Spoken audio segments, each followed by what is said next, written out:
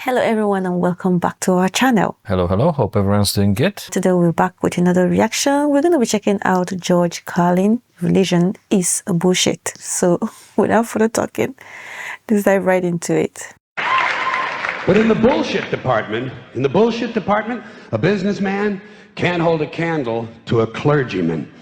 Because I got to tell you the truth, folks. I got to tell you the truth. When it comes to bullshit, big time, major league bullshit, you have to stand in awe of the all-time champion of false promises and exaggerated claims, religion. No contest. No contest. Religion easily has the greatest bullshit story ever told. Think about it. Religion has actually convinced people that there's an invisible man living in the sky who watches everything you do every minute of every day. And the invisible man has a special list of 10 things he does not want you to do. 10 commandments. And if you do any of these 10 things, he has a special place full of fire and smoke and burning and torture and anguish where he will send you to live and suffer and burn and choke and scream and cry forever and ever till the end of time. Funny. But he loves you.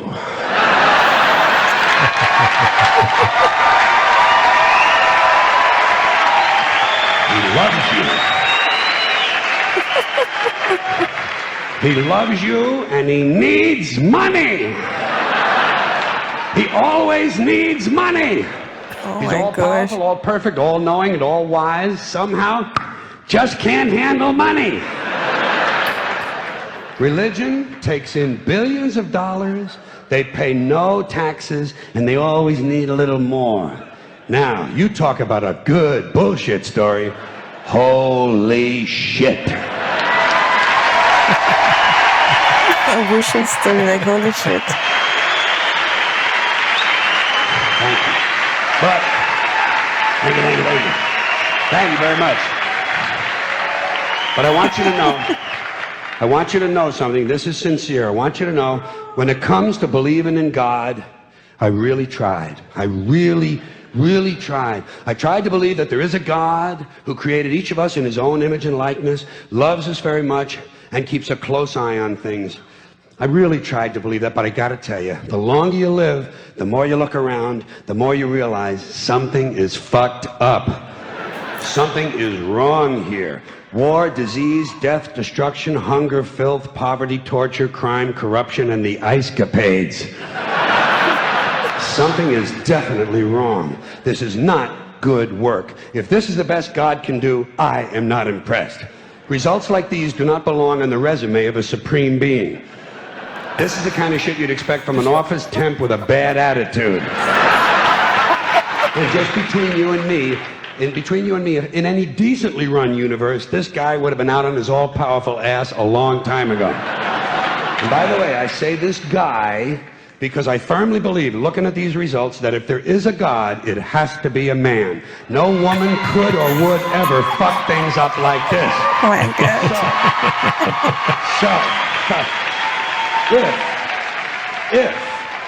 If there is a God, I think most reasonable people might agree that he's at least incompetent and maybe, just maybe, doesn't give a shit. Doesn't give a shit, which I admire in a person and which would explain a lot of these bad results. So rather than be just another mindless religious robot, mindlessly and aimlessly and blindly believing that all of this is in the hands of some spooky, incompetent father figure who doesn't give a shit, I decided to look around for something else to worship, something I could really count on. And immediately, I thought of the sun. Happened like that. Overnight, I became a sun worshiper. Well, not overnight. You can't see the sun at night.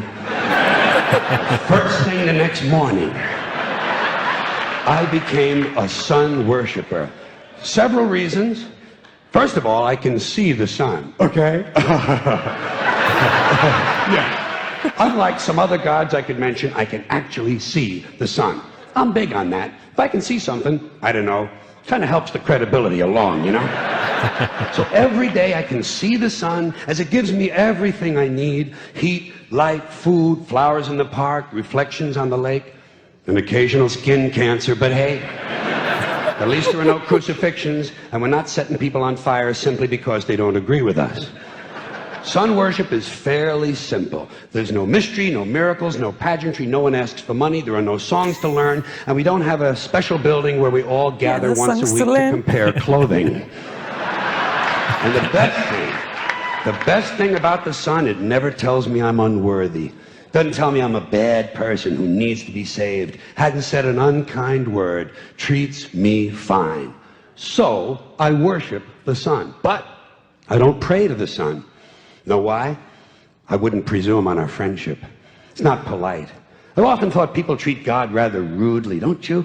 Asking trillions and trillions of prayers every day, asking and pleading and begging for favors. Do this, give me that, I need a new car, I want a better job. And most of this praying takes place on Sunday, his day off. It's not nice, and it's no way to treat a friend. But people do pray, and they pray for a lot of different things. You know, your sister needs an operation on her crotch. Your brother was arrested for defecating in a mall. But most of all, you'd really like to fuck that hot little redhead down at the convenience store. You know, the one with the eye patch and the club foot, huh? Can you pray for that? I think you'd have to. And I say, fine, pray for anything you want. Pray for anything. But what about the divine plan? Remember that? The divine plan. Long time ago, God made a divine plan. Gave it a lot of thought, decided it was a good plan, put it into practice. And for billions and billions of years, the divine plan has been doing just fine. Now you come along and pray for something. Well, suppose the thing you want isn't in God's divine plan. What do you want him to do? Change his plan? Just for you? Doesn't it seem a little arrogant? It's a divine plan. What's the use of being God if every rundown schmuck with a $2 prayer book can come along and fuck up your plan? And here's something else, another problem you might have. Suppose your prayers aren't answered. What do you say? Well, it's God's will. Thy will be done. Fine, but if it's God's will and he's going to do what he wants to anyway, why the fuck bother praying in the first place? Seems like a big waste of time to me.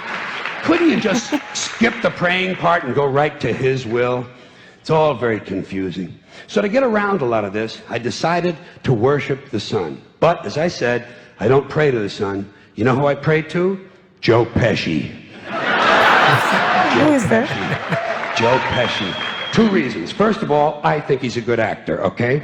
To me, that counts. Second, he looks like a guy who can get things done. Joe Pesci doesn't fuck around. Doesn't fuck around. In fact, Joe Pesci came through on a couple of things that God was having trouble with. For years, I asked God to do something about my noisy neighbor with the barking dog. Joe Pesci straightened that cocksucker out with 1 visit. It's amazing what you can accomplish with a simple baseball bat. So I've been praying to Joe for about a year now, and I noticed something. I noticed that all the prayers I used to offer to God and all the prayers I now offer to Joe Pesci are being answered at about the same 50% rate. Half the time I get what I want, half the time I don't. Same as God, 50-50. Same as the 4-leaf clover and the horseshoe, the wishing well and the rabbit's foot. Same as the mojo man. Same as the voodoo lady who tells you your fortune by squeezing the goat's testicles. It's all the same, 50-50. So just pick your superstition, sit back, make a wish, and enjoy yourself. And for those of you who look to the Bible for moral lessons and literary qualities, I might suggest a couple of other stories for you. You might want to look at The 3 Little Pigs. That's a good one. Has a nice, happy ending. I'm sure you'll like that. Then there's Little Red Riding Hood, although it does have that X-rated part where the big bad wolf actually eats the grandmother, which I didn't care for, by the way. And finally, I've often always drawn a great deal of moral comfort from Humpty Dumpty. The part I like the best, all the king's horses and all the king's men couldn't put Humpty Dumpty back together again. That's because there is no Humpty Dumpty and there is no God. None, not one, no God, never was. In fact, I'm gonna put it this way. If there is a God, may he strike this audience dead. Why the audience? Nothing happened. Everybody's Why the okay. audience? All right, tell you what, I'll raise the stakes a little bit. If there is a God, may he strike me dead. See, nothing happened. Oh, wait, got a little cramp in my leg. And my balls hurt. Plus, I'm blind. Oh, now I'm okay again. Must have been Joe Pesci, huh? God bless Joe Pesci. Thank you all very much. Joe bless you. Thank you very much. Yes, and God bless Joe Pesci. So he believes in God.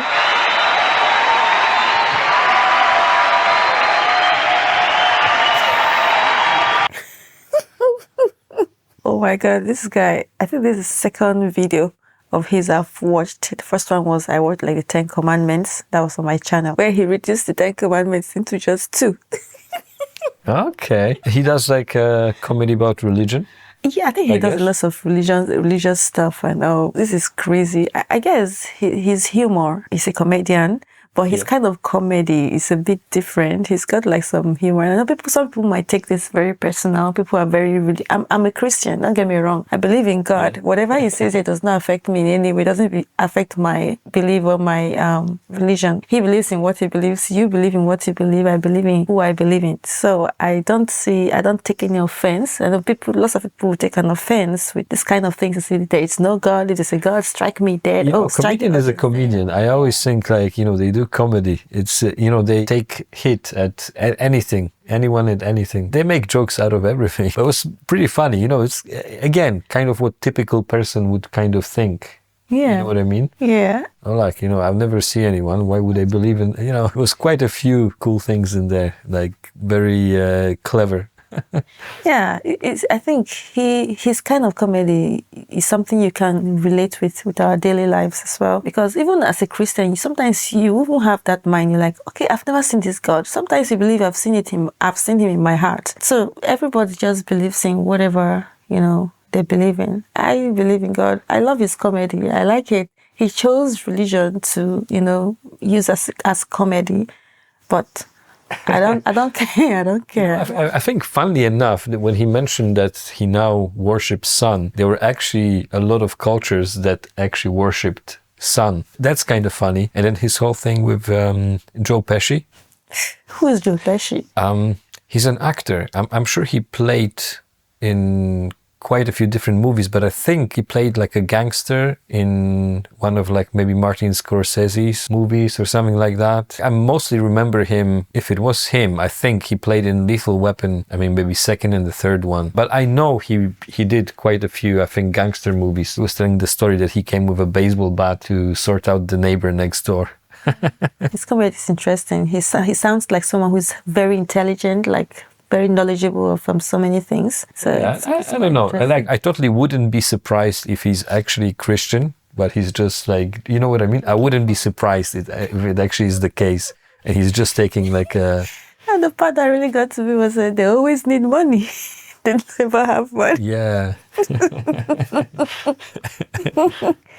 That's so true. See, that guy, he assumes he's a guy because a woman would never...